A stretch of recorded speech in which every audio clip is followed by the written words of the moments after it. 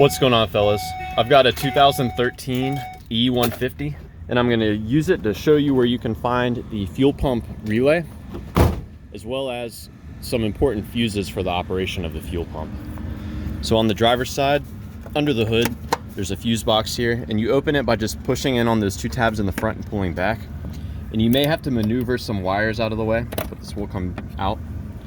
Now, as far as the fuel pump relay, you can try tapping on it. It's this relay right here.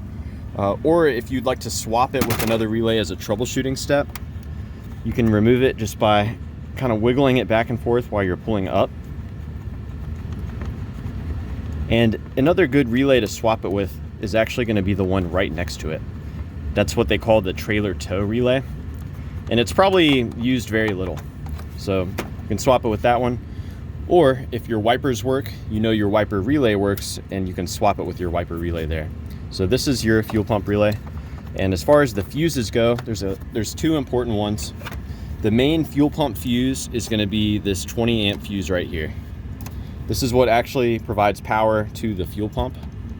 And you can just pull it straight out and see if it's blown. There's another important fuse that's smaller. It's a 10 amp fuse, and it's this one right here. This 10 amp, it actually provides power to the relay coil. So with this being blown, the relay coil will not energize and it will not send power to the fuel pump. If it is blown, you may have a shorted relay. So before throwing in a different fuse, you may want to swap that relay out. There's one other thing for you to check, and that's going to be this diode, the bottom diode. So you'll have to check that with a voltmeter. It should have continuity one way and not the other way. And there's a diode above it that you can swap it with. And I'm not 100% familiar with its function, but the manual says it's something to do with the one touch, something like that, the one touch start.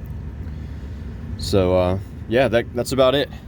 I hope this was helpful for you guys. Let me know if you have any questions or if you have any advice about troubleshooting the fuel pump on your E150.